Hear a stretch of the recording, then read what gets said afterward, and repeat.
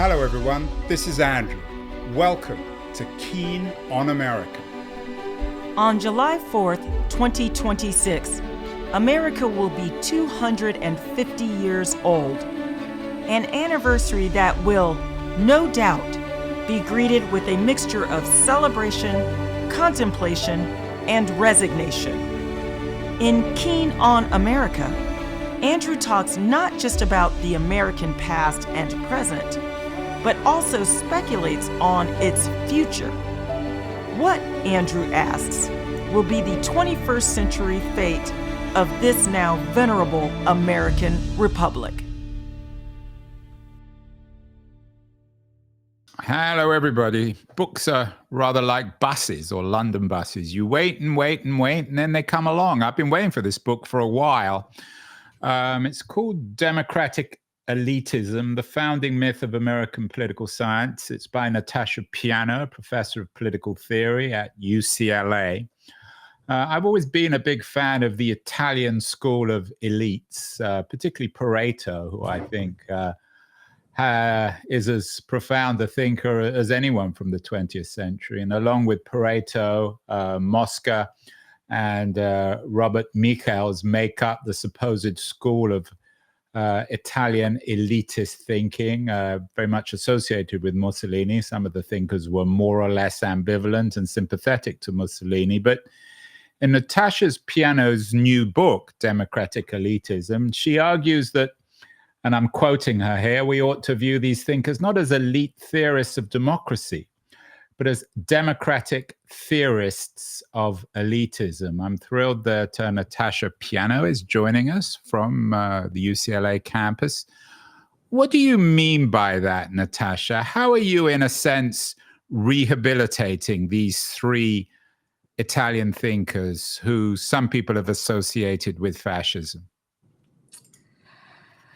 Well, yes, you're right. The line of the book is that they aren't elite theorists of democracy, but democratic theorists of elitism. And that's particularly because they have been called the founders of elite theories of democracy or democratic elitism, which is a tradition that generally is understood to equate democracy primarily with the presence of free and fair elections. It sees elections as this main institutional mechanism that allows popular participation while also containing it in a way that's conducive to large modern mass polities. And that's really the operative definition that we all use, democracy as competitive election.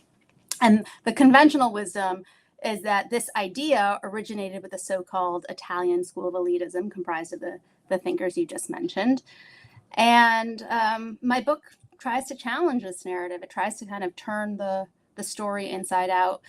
What I mean when I say that they're democratic theorists of elitism is to say that they investigated elite power, not to endorse it as the ideal, but to expose how liberal institutions and electoral procedures can enhance elite domination of the majority and fail to secure popular interests. And they did so as democratic theorists because they thought that democratic measures external to elections enhance the quality of leadership and the stability of the state. So they investigated elitism not to endorse it, but to study it and figure out how democracy could actually create genuine, accountable leaders.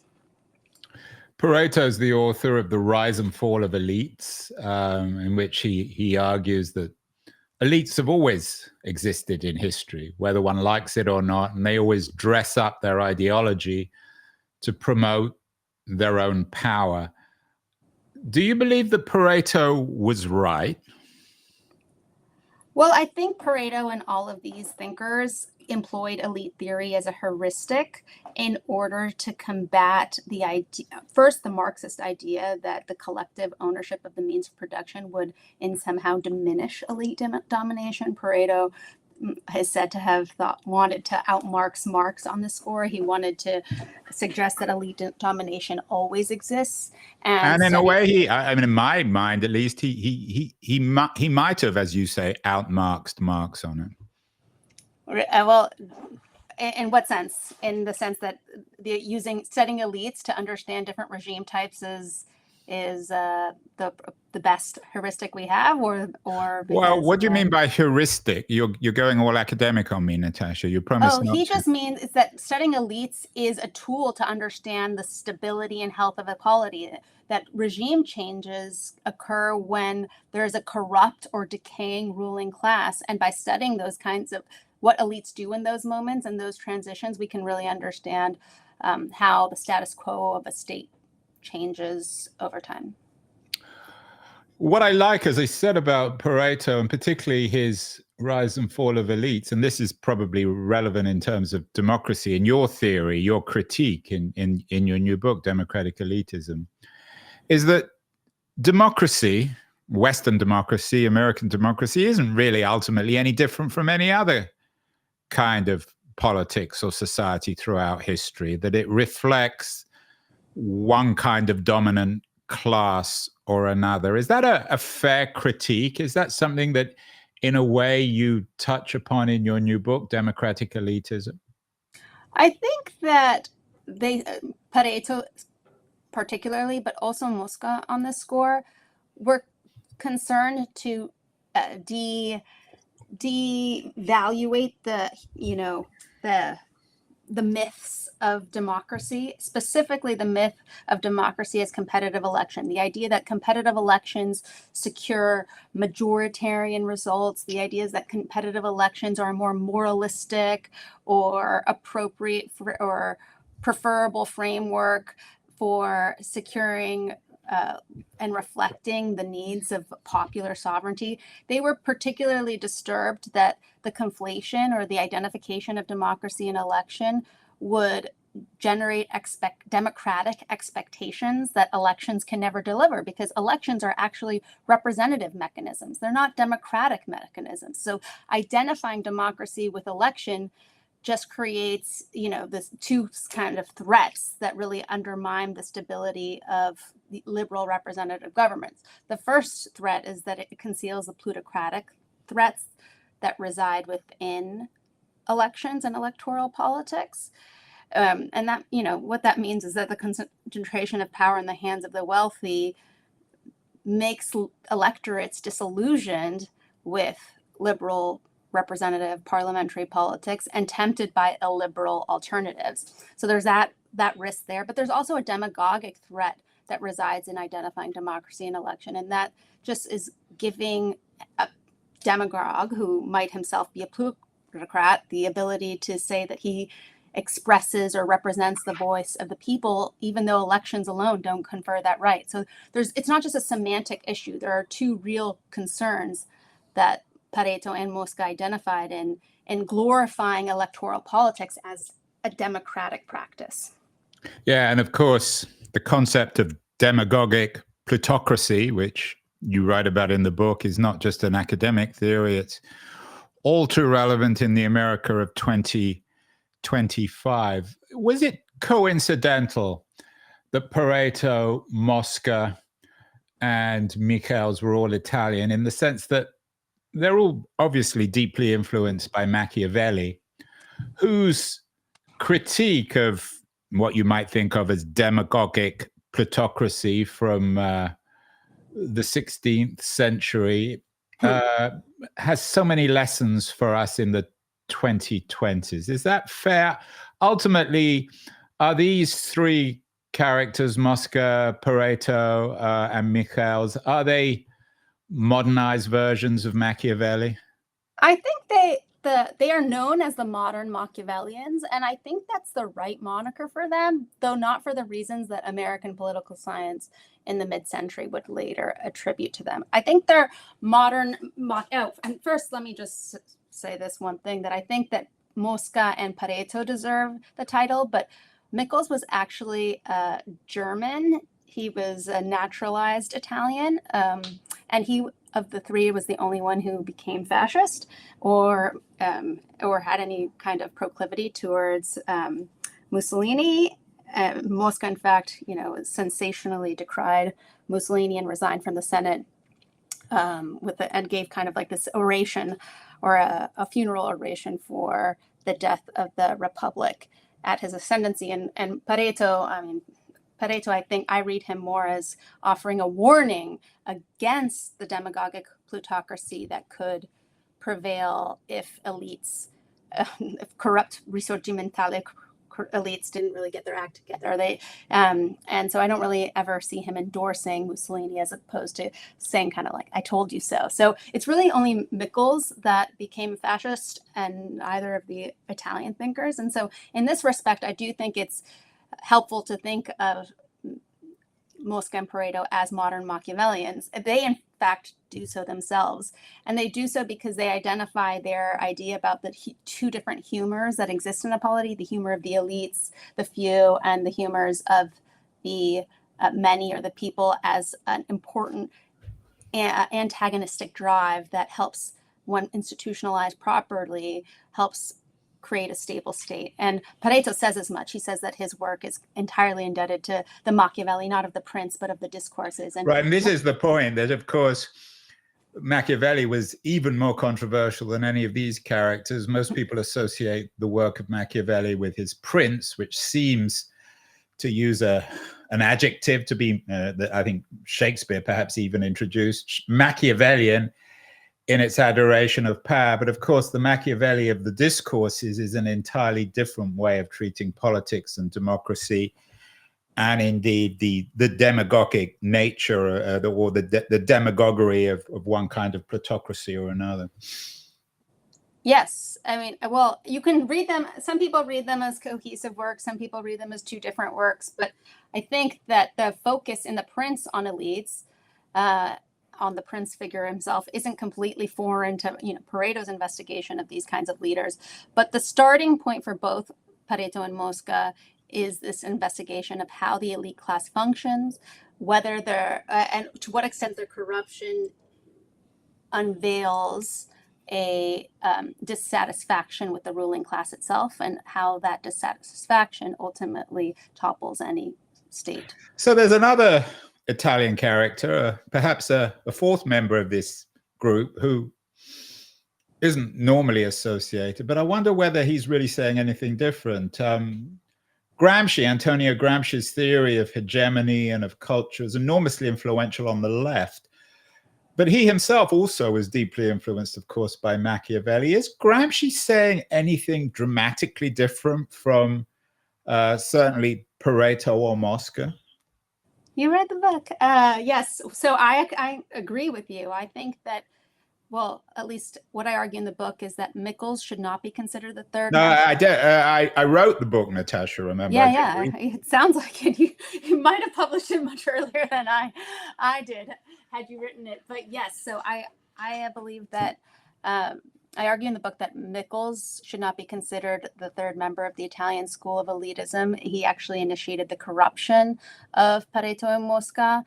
And I mean, Mosca certainly, I don't think there's enough evidence to suggest that he wanted him to be his inheritor, despite what others may have said in American political science. But I actually think the proper, true third member of the Italian school of elitism is Gramsci. And this isn't only because Gramsci is in conversation with Pareto and Mosca's work as he's developing the concept of hegemony, but the concept of hegemony very clearly is an elaboration of Mosca's theory of the ruling class.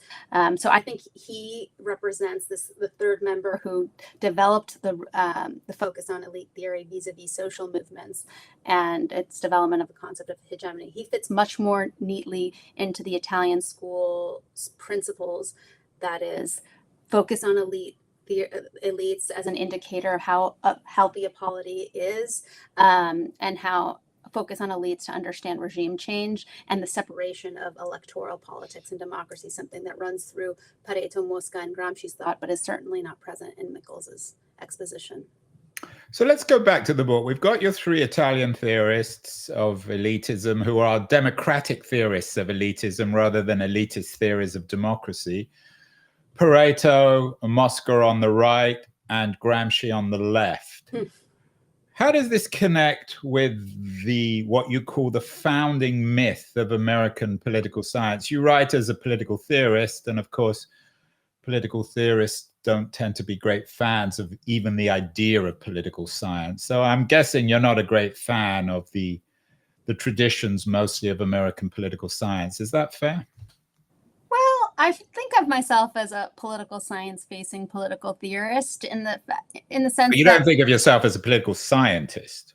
no, but I study the development. Well, I think no, that's not true. That's not fair. I am a political scientist. I think I'm operating in a sea of thinkers in the 19th century and even in the early 20th century who understood themselves to be political theorists and social scientists at the same time. And this isn't just going back to Pareto or Mosca, but Joseph Schumpeter also had a capacious approach to the study of politics. And so the thinkers that interest me have always maintained that methodological pluralism is essential for the study of politics, and that's why so many of them were economists and sociologists and political theorists, and never would have siphoned themselves off as strict political scientists per se, as we tend to do in the current moment with the bifurcations or divisions within the discipline. But I think that it's more appropriate to think of those who study politics in this more capacious way, who can avail themselves to different methods without having to renounce any one particular identity. Okay, but what exactly is the founding myth of American political science? That is it that elections matter, or that elections are the heart of democracy? I think the founding myth of American political science is that democracy can be easily understood as the presence of free and fair elections. So that's one part. The main myth is that free and fair elections serve as maybe an incomplete or insufficient but still helpful proxy for differentiating democratic regime types from authoritarian alternatives. And I think that's one myth. That's the broader myth. And that myth was propelled by this other idea, this other fallacy that Pareto and Mosca articulated this kind of equation of election and democracy because they were trying to champion electoral practices and constrain mass participation. And in so doing, they came up with a more realistic and pragmatic approach to democracy because they really despised participation in politics. And my book kind of tries to, like I said, turn the story inside out. They certainly weren't studying elites or identifying democracy as competitive election in order to constrain mass participation. They weren't even identifying democracy as competitive election at all. They thought that it was incredibly dangerous to do so, and they were warning us against doing so. My book kind of tries to understand why we lost the extent to which plutocracy can undermine electoral institutions, as the Italians warned, and why American political science kind of covered this study of plutocracy up and attributed positions to Pareto and Mosca that they didn't hold. So it's kind of like a cover-up story, or revealing of a cover-up story in the 20th century American political science discipline. But there are people on the left, and they may not be political scientists. Chomsky, of course, comes to mind, who recognized that there was a plutocracy, for better or worse, in America, the rule of the rich, the rule of the powerful. And as has become increasingly clear, especially in 2025, there is an intimacy between the plutocratic nature of American democracy and its demagogic nature. Yes, I think there have been obviously critics on the left who have identified plutocracy as part and parcel to electoral politics. What attracts me to Pareto and Mosca is that they don't have to be on the left or of an ideological inclination to admit that. They certainly don't believe that admitting these plutocratic vulnerabilities of elections means that they are trying to disparage them or undermine them. Instead, they thought that the best way to fortify electoral practices was to admit the plutocratic and demagogic threats that live within electoral politics, right? Because you need money to run a campaign, because you need collaboration among elites in order to pass any legislation, because of many sorts of reasons that electoral politics can cultivate plutocratic tendencies. But they thought that admitting these tendencies and identifying external democratic institutions to combat them was the only way to fortify elections and to make them the best mechanisms for leadership selection. So they were different than those who identified, plutocratic threats in electoral politics, because they thought that was a more honest or realistic way to defend electoral institutions. It's kind of a counterintuitive thought for at least Americans who think that if you're criticizing electoral politics, it might mean that you are expressing dissatisfaction with liberal parliamentary mechanisms. But from Pareto and Mosca's perspective, that was certainly not the case. In fact, this criticism they thought would better enable elites to be honest about posing limitations to their own power, if only in order to save it. Natasha, another elitist, a man who was very comfortable indeed with his social, cultural, aristocratic elitism, was de Tocqueville. He came to America in the 1830s and wrote a book called Democracy in America. But the democracy he was describing wasn't really electoral democracy. How does de Tocqueville's analysis of democracy in America fit with your thesis and with the work of people like Pareto, and indeed of your left-wing third member of the team, Gramsci? Well, I would put Tocqueville in this tradition of studying elites and tracing. So he would have been the fourth member. You could have had a French fellow in it as well. No. It's distinct enough. No fourth member. It's an Italian school of elitism for a reason. Yeah, it's an Italian club. You can't let any French people in that. Of course not. Petrarch said the same thing. So I do think they're operating in the same in a Tocquevillian register, even though I think the Italian orientation is distinct. I think that Tocqueville was also operating in a moment before election had been thoroughly equated with democracy, and therefore he is much more focused on what later American political scientists will call associationalism and interest groups as part and parcel to American democracy in a way that's distinct, as he describes it, from Europe. So and in fact, American political scientists in the mid-century before this equation of election and democracy fully solidified, they would identify themselves as Tocquevillians or associationalists because they were interested in how associations promote electoral. But it's beyond. I mean, associationalism is the front window of this. But de Tocqueville observed that Americans culturally were democratic in a way that the French weren't, that they had no great respect for social standing or any kind of standing. So how does culture play into this? Part and parcel to the culture, Tocqueville says, is that there's an unprecedented amount of economic equality in America that distinguishes the American landscape from the French one in ways that could never be reconciled, right? So the culture came from this radical economic equality that Tocqueville never experienced, and that was really shocking to him. He in fact posits that the reason why democracy as a culture can exist on American soil is because of this economic inequality, or economic equality rather. So in that respect, I think American political scientists and the associationalists lost or forgot that element of Tocqueville, the identification of the link between regional economic equality and the faith that people have in electoral politics.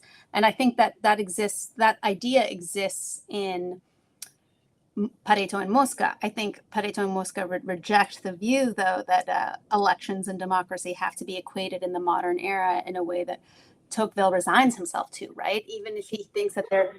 Well, I wouldn't say he resigns himself. I mean, he's deeply ambivalent, but he has no great love of the French system either. I wonder whether on that there's... point, what I would say, there is some kind of orientation to speaking towards elites that I think Pareto and Mosca share with Tocqueville. But Tocqueville, there's, I guess, so much discussion about whether he is resigned, whether he is excited. Yeah, maybe that can be the subject of your next book, whether de Tocqueville is an honorary French member of your club. What is it, though? But he is. He is. Well, he's already... right. He is saying, you guys better get with the program, and figure out how to be genuine Aristoi, or else you'll be left in the dust.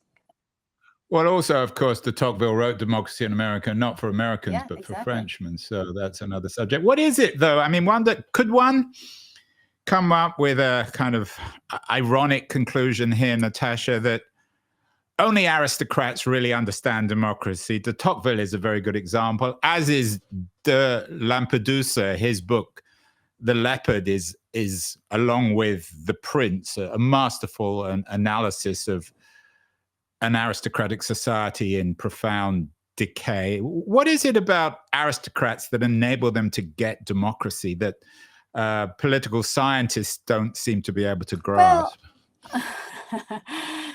Well, that's funny. That's funny you say that. That's presuming that political scientists aren't aristocrats. I think.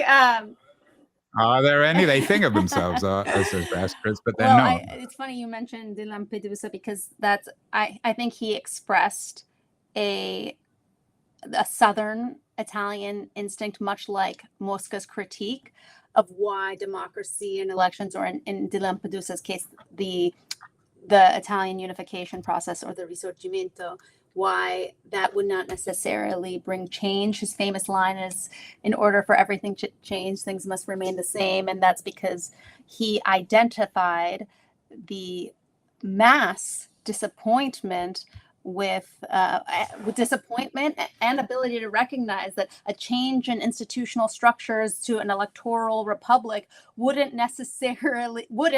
certainly wouldn't in the Southern Italian case create a more democratic space or even a more Republican space for Southerners to exist. So they fought this entire Southern Italian Revolution or Southern Revolution in the hopes that they would reclaim more political autonomy from their colonial or Bourbon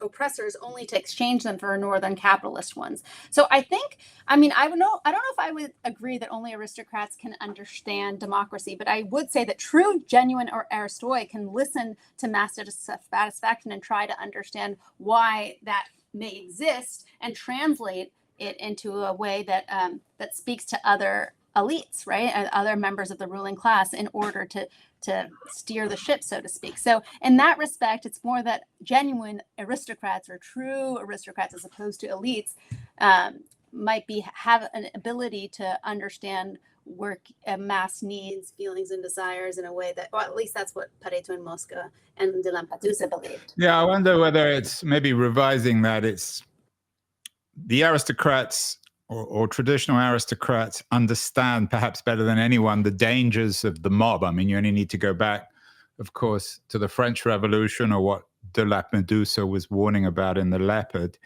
And what's interesting in America is it seems the most articulate critique of Trump and MAGA comes from the old aristocracy within the Republican Party, which has been so radically marginalized now that they don't matter at all. Well, I think Pareto and Mosca would use elite theory to try to understand how mass dissatisfaction with elite ruling capabilities becomes the problem of the mob, as you say, and not just they don't act as if these dangers exist in a vacuum, but instead they try to pose a self-conscious analysis of elite capabilities and limitations in order to understand and maybe prevent that that problem, so to speak, from materializing. So it's a slightly different approach, and I think less traditionally aristocratic or elitist. It's certainly less elitist than we presume them to be. I wonder whether it's any coincidence, Natasha, but perhaps the most profound critique of American political scientists came from Hannah Arendt, who, of course, is anything but an American political scientist, certainly not a political scientist, and happened to come to America just before the war. Is the Arendtian view of politics and democracy, where she's ambivalent about, I mean, she's anything but Italian, of course, although she was very well schooled in Machiavelli, is that the best alternative in terms of political theory, classic 20th century political theory, to American political science, this founding myth? Was Arendt the one who sort of understood what was happening in the 50s and 60s as she saw the emergence of political science as this dominant discipline? Was she the only one? I think there are plenty of critiques of the emergence of behavioralism as it was transpiring. But she offered, sorry to jump in here, but she did offer another way of thinking about politics. Right. And democracy, which is a more classical version, much more rooted, not just in Machiavelli, but in antiquity. I think that the conception of politics as action in concert, which is the hallmark of the Arendtian corpus, it does indeed provide an alternative. I think it has not successfully been registered as an alternative, and because it's insufficiently specific, and so there can be a lot of institutional variety and ideological variety that is housed within the conception of politics as action in concert. I do think that Arendt provides clarifying categories and was especially, one of my favorite books is Origins of Totalitarianism. So, but I think that it's distinct from Mosca and Pareto's approach. I don't think that they would have specifically identified power as action in concert and therefore politics as the space, because she says politics is the space of appearance in which power can appear, right? So she has an architectural or spatial understanding of politics. And I think that similarly, her view of democracy and instituting the Jeffersonian republics or council boards runs along the lines of Mosca and Pareto's insistence that democracy must rely on extra electoral, majoritarian, and counter-plutocratic institutions and mechanisms. But I think that they have a far more specific, institutionally oriented idea where democracy can still exist as a power or a principle. But the overriding question for Pareto and Mosca is not, do elites exist? Obviously, they're always going to exist. It's who controls enough influence over the formal leaders who govern. And that's their specific motivating question. And that's what enables them to offer normative or evaluative assessments of a specific polity and when it's really in trouble.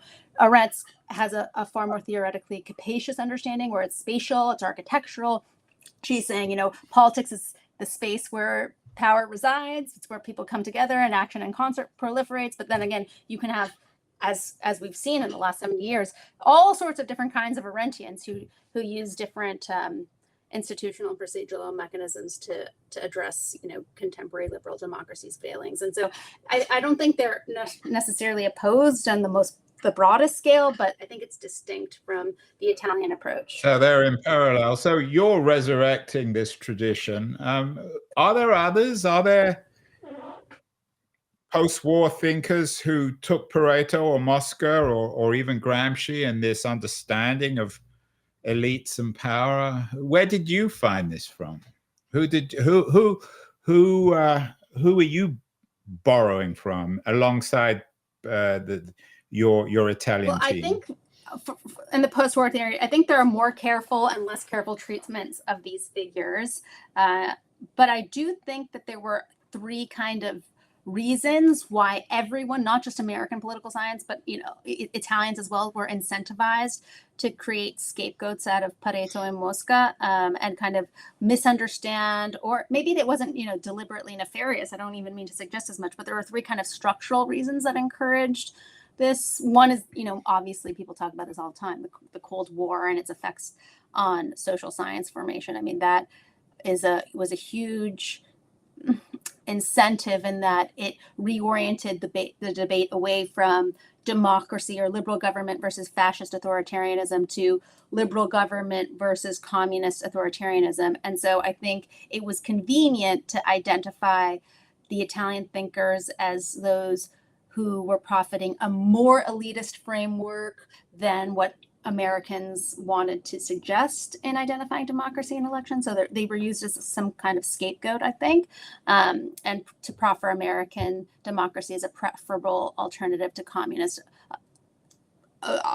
options, yet but still more conservative than broad Marxist ones. Yeah, you're dancing around my question, though. I mean, I was asking for names of people who kept this tradition alive. Names of post-war thinkers who kept the Italian elitist tradition alive.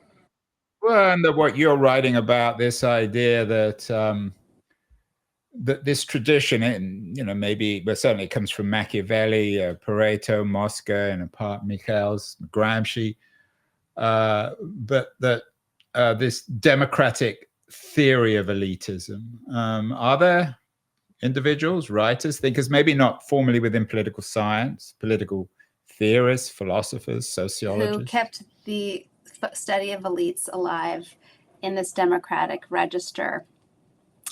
Well, I don't know. I mean, the thinkers I've studied, I think were trying to, like Robert Dahl or C. Wright Mills.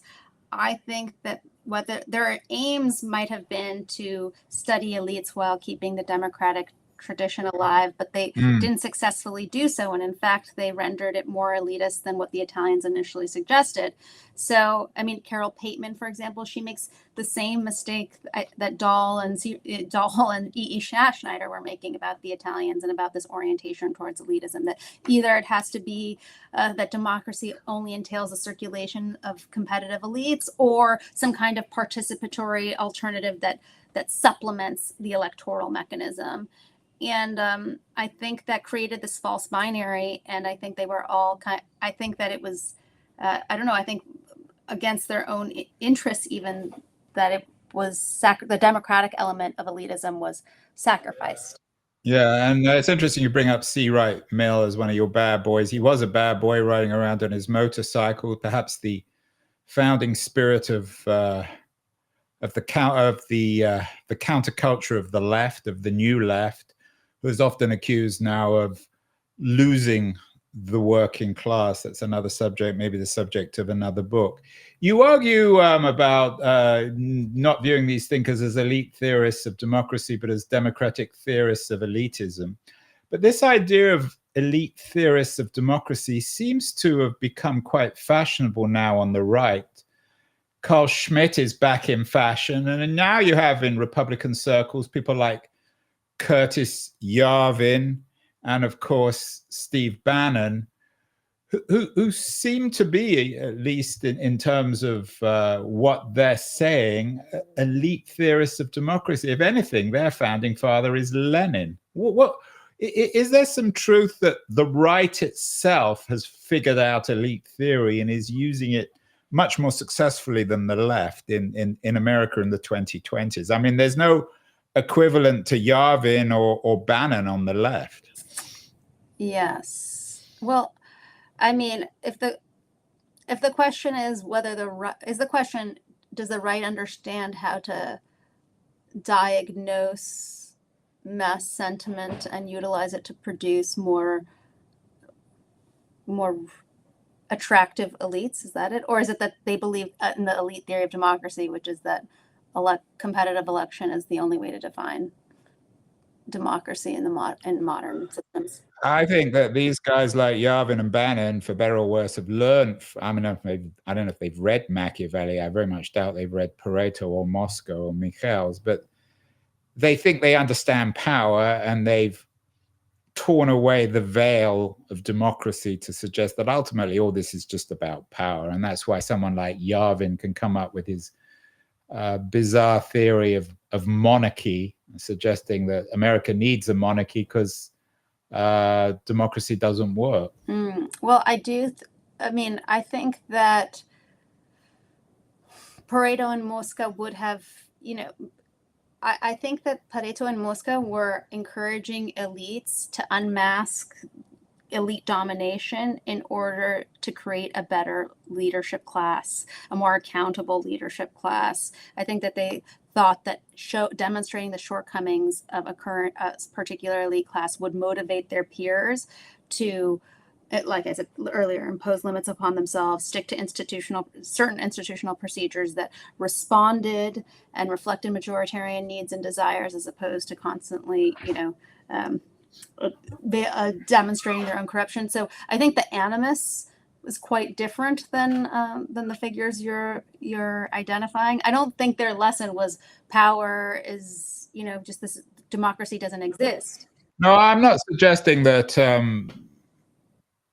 Pareto would have approved of Curtis Yarvin or Steve Bannon. I'm just suggesting that these people on the right seem to have taken the standard, but what you would say is the mistaken view of Pareto and actually believe in it and applying it to politics. Yeah, I think maybe, sure, that might be the case. But what a Pareto or a Mosca would have identified is the long period leading up to that moment where I guess a Yarvin or a Steve Bannon becomes credible, and what the reasons were for that position to become credible in the first place.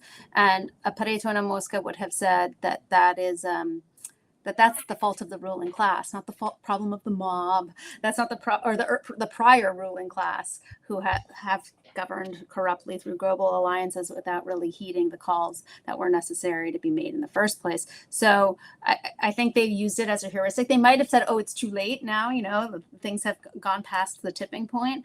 I don't know what they would have said about our own particular moment, but they definitely wouldn't have blamed anyone or identified some kind of intrinsic use of power as the only way that things really work. They would have said that there was a malaise, so to speak, within the ruling class, the previous ruling class, that enabled such figures. Right, it's a transition. And of course, Gramsci wrote very famously about these interregnums, borrowing from Marx, suggesting that we're all struggling to make sense of a world that's dying at a point where the new world isn't coming into being. He has a famous phrase from his prison notebooks. Finally, the right seems to be making sense of this interregnum and even shaping the future. What should, Natasha, what should the left be doing rather than relying on elections?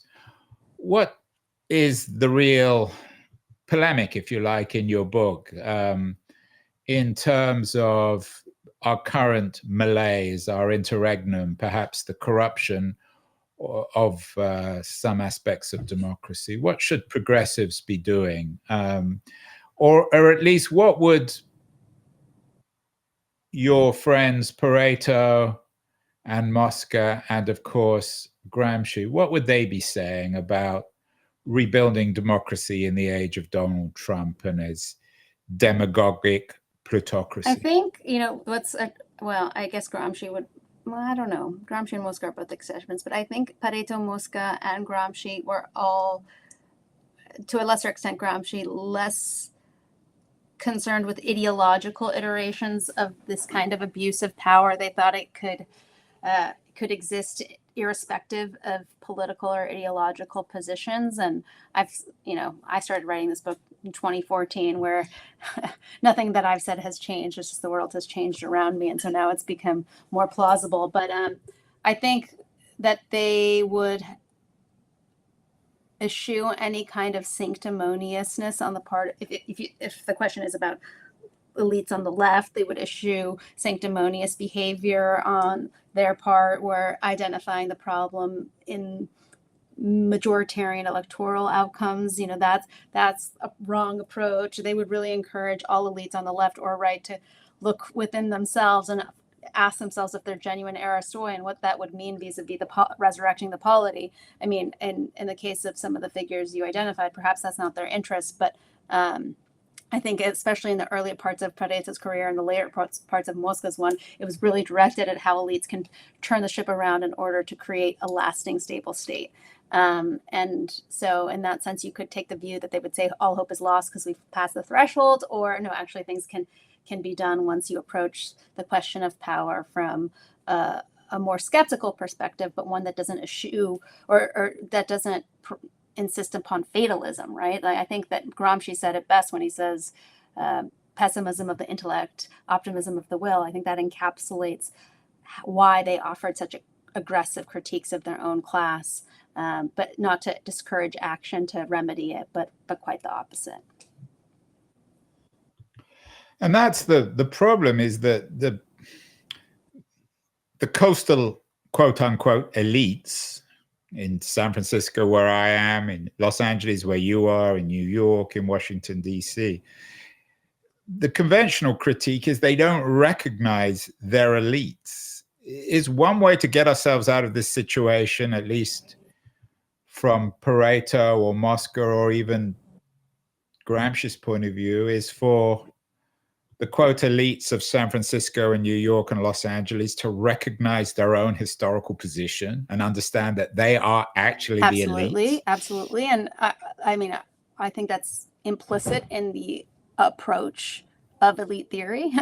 It's no way horizon constricting. It actually opens horizon because elites are part of democratic practices, and it's not like we can have to banish discussion of elites or not recognize that they exist in order to discuss democracy properly. That's certainly a part of the approach. I think what I've understood, or what I think we should take from them, is that perhaps a redefinition of democracy, not as election, but as good government, is in order. And that might speak more to what we really mean when we say democracy in our contemporary moment.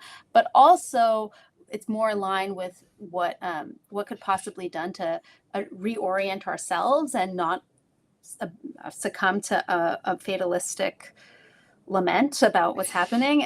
They suggested that democracy as good government could understand democracy not as like a regime type, like monarchy or something like that, but more as a power or a principle that cultivated three different attributes. And one was this popular element. It has to be, the government and its institutions and practices has to be seen as credibly popular to working majorities in order to qualify as good government. The other attribute is that it has to be actively anti-plutocratic. It requires this continual contestation of elite power and vigilance against plutocratic encroachment, using like public mechanisms to combat threats and addressing issues like regional economic inequality before things like, I don't know, a 2008 financial crisis happened, before, as not as post hoc redress, but as preemptive measures. And then democracy as good government is also pluralistic. And what that means is that it can't just simply be elites competing with each other. There has to be some kind of